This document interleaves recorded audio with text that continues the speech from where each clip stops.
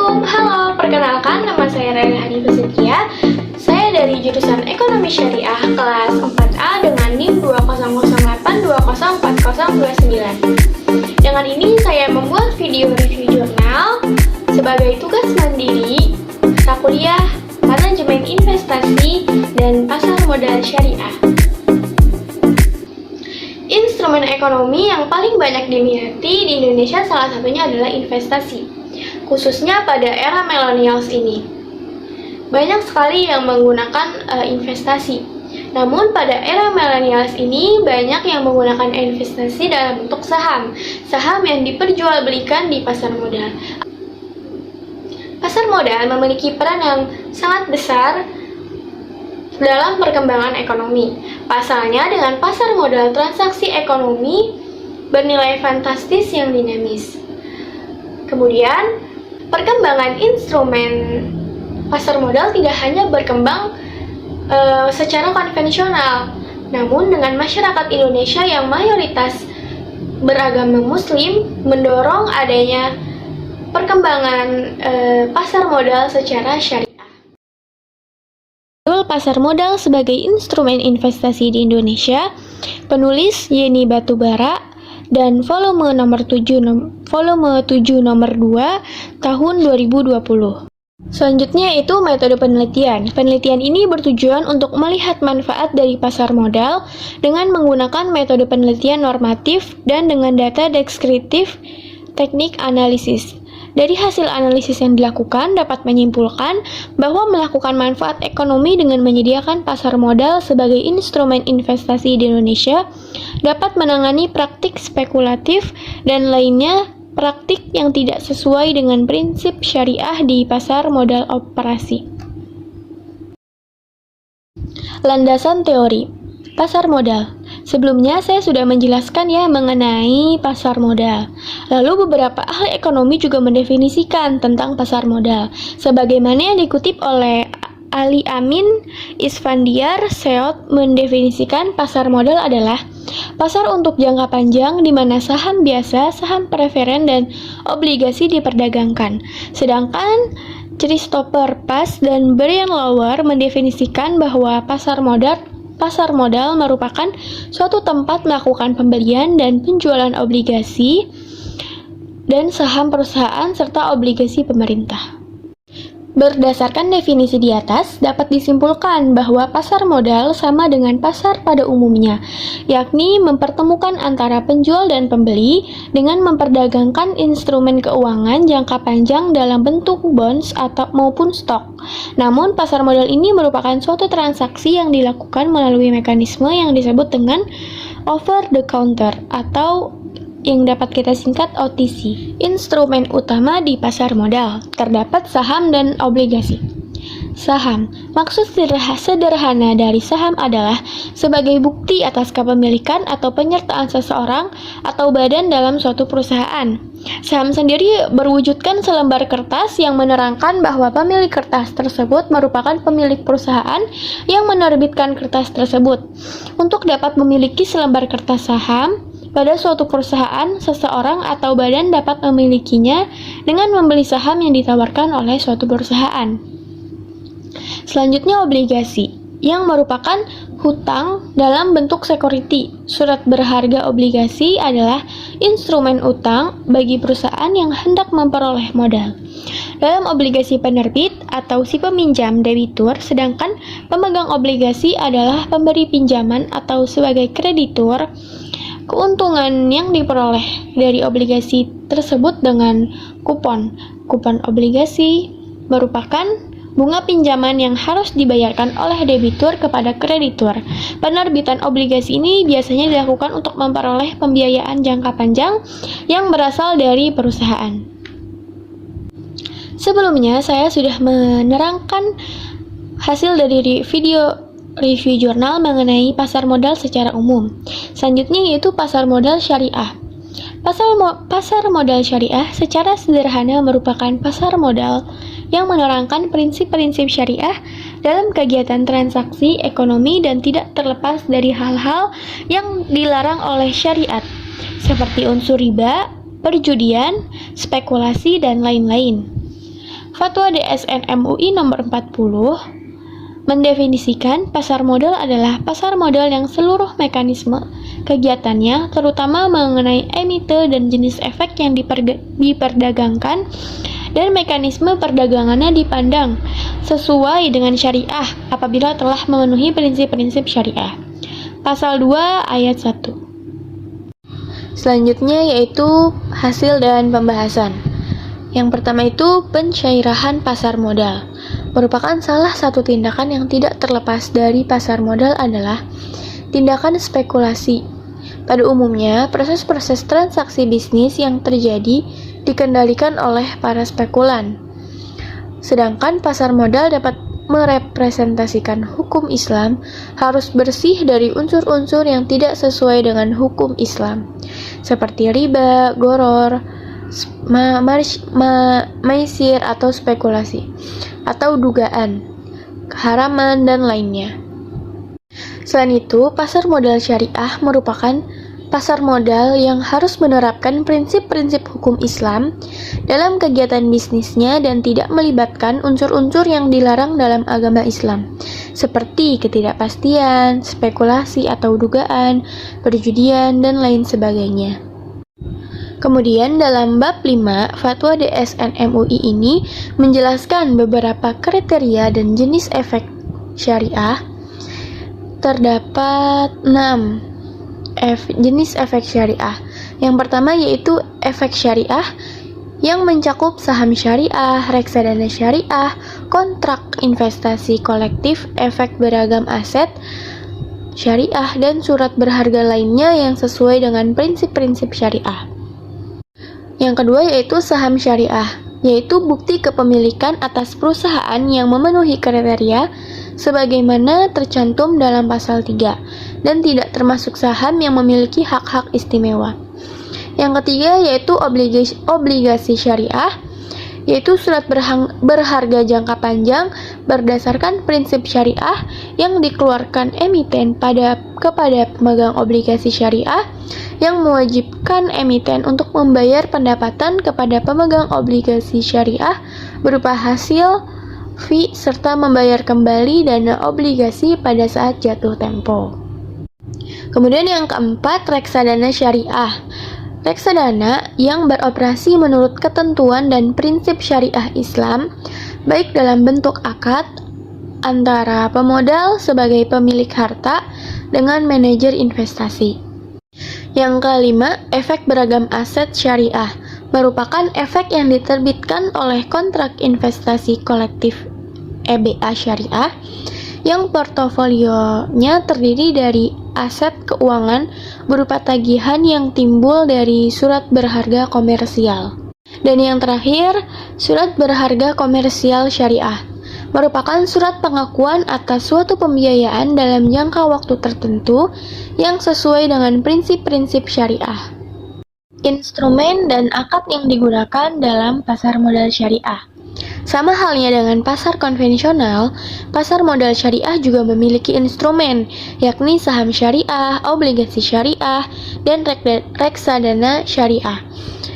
Saham dan obligasi merupakan instrumen pasar modal, sedangkan reksadana merupakan salah satu bentuk lembaga investasi. Ketiga instrumen ini mempunyai prospek yang menjanjikan dalam pengembangan pasar modal syariah Indonesia. Sebagaimana dalam pasar modal syariah, ketiga instrumen ini harus sesuai dengan prinsip-prinsip syariah, khususnya akad yang digunakan. Akad yang digunakan dalam penerbitan efek syariah di pasar modal dalam peraturan ini yang dimaksud dengan terdapat 6 akad, yaitu ijarah, istisna, kafalah, mudharabah, musyarakah, dan yang terakhir wakalah. Ijarah merupakan perjanjian akad antara pihak pemberi sewa atau pemberi jasa dan pihak penyewa atau pengguna jasa untuk memindahkan hak guna atau manfaat atas suatu objek ijarah yang dapat berupa manfaat barang dan atau jasa dalam waktu tertentu dengan pembayaran sewa dan upah atau ujroh tanpa diikuti dengan pemindahan kepemilikan objek ijarah itu sendiri. Yang kedua, istisna merupakan perjanjian atau akad antara pihak pemesan atau pembeli dan pihak pembuat atau penjual untuk membuat objek istisna yang dibeli oleh pihak pemesanan atau pembeli dengan kriteria, persyaratan, dan spesifikasi yang telah disepakati kedua belah pihak. Yang ketiga, kafalah merupakan perjanjian atau akad antara penjamin dan pihak yang dijamin untuk menjamin kewajiban pihak yang dijamin kepada pihak lain.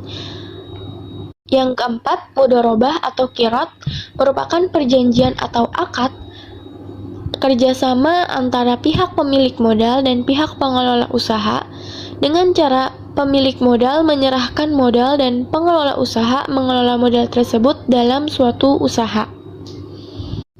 Selanjutnya yaitu musyarakah atau perjanjian akad kerjasama antara dua pihak atau lebih dengan cara menyertakan modal baik dalam bentuk uang maupun bentuk aset lainnya untuk melakukan suatu usaha. Dan yang terakhir, wakalah merupakan perjanjian atau akad antara pihak pemberi kuasa dan pihak penerima kuasa dengan cara pihak pemberi kuasa memberikan kuasa kepada pihak penerima kuasa untuk melakukan tindakan atau perbuatan tertentu.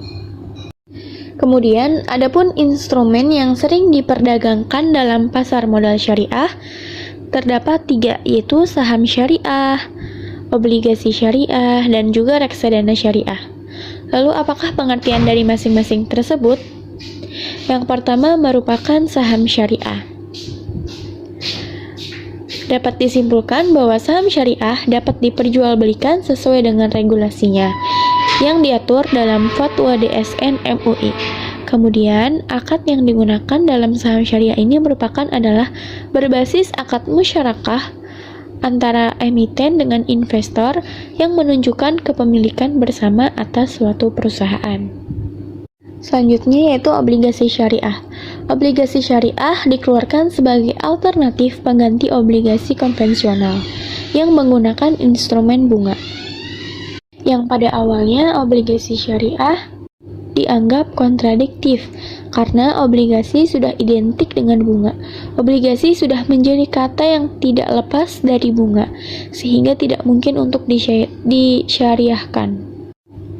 Dalam Fatwa DSN nomor 32 MUI 9/2002 tentang obligasi syariah DSN menggunakan istilah obligasi syariah, bukan istilah sukuk yang didefinisikan suatu surat berharga jangka panjang berdasarkan prinsip syariah yang dikeluarkan oleh emiten kepada pemegang obligasi syariah yang mewajibkan emiten untuk membayar pendapatan kepada pemegang obligasi syariah berupa bagi hasil, margin, atau fee, serta membayar kembali dana obligasi pada saat jatuh tempo. Dengan Fatwa DSN nomor 33 DSN MUI 9/2002 tentang obligasi syariah mudharabah dan Fatwa DSN nomor 41 DSN MUI 3/2004 tentang obligasi syariah ijarah, maka diperbolehkan hanya obligasi menggunakan akad mudharabah dan ijarah. Didefinisikan bahwa obligasi syariah mudharabah adalah obligasi syariah yang berdasarkan akad mudharabah dengan memperhatikan substansi Fatwa DSN MUI DSN nomor 7 DSN MUI 2000 tentang pembiayaan mudharabah. Sedangkan obligasi syariah ijarah adalah obligasi syariah berdasarkan akad ijarah dengan memperhatikan substansi Fatwa DSN nomor 9 DSN MUI 2000 tentang pembiayaan ijarah. Dana syariah. Dalam dasar hukum bagi masyarakat muslim untuk berinvestasi pada produk reksadana melalui DSN nomor 20 DSN MUI 2000 tentang pedoman pelaksanaan investasi untuk reksadana syariah. Dalam operasional antara pemodal dengan manajer investasi dalam reksadana syariah menggunakan model akad wakalah, di mana pemilik dana atau investor yang menginginkan investasi halal mengamanahkan dananya kepada manajer investasi.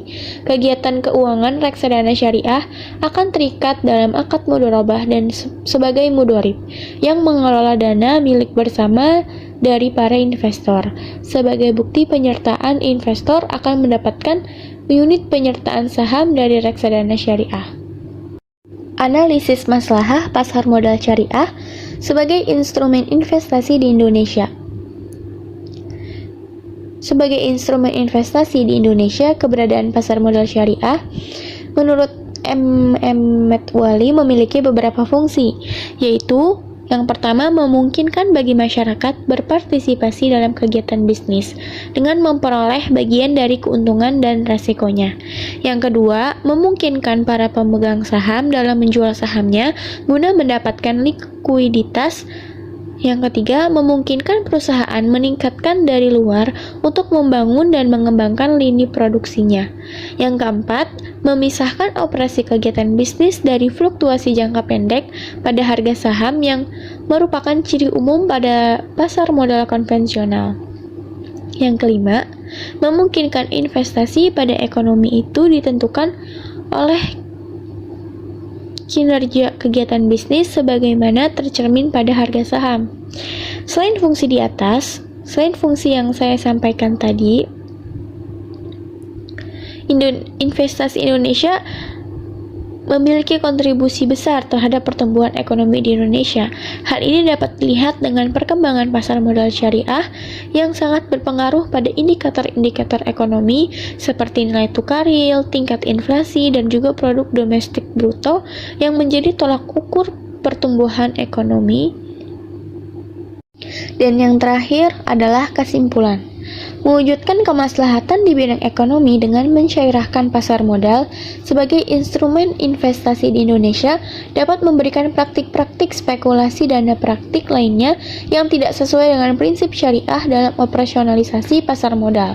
Untuk mencegah perilaku yang menyimpang dari hukum Islam tersebut dapat dilakukan dengan penegasan aturan hukum yang mengatur kegiatan transaksi di pasar modal dengan kembangkan pasar modal syariah, sehingga dari ekonomi tersebut terlaksana, yakni kemaslahatan bagi emiten dan juga investor, selain kemaslahatan bagi pihak yang bertransaksi.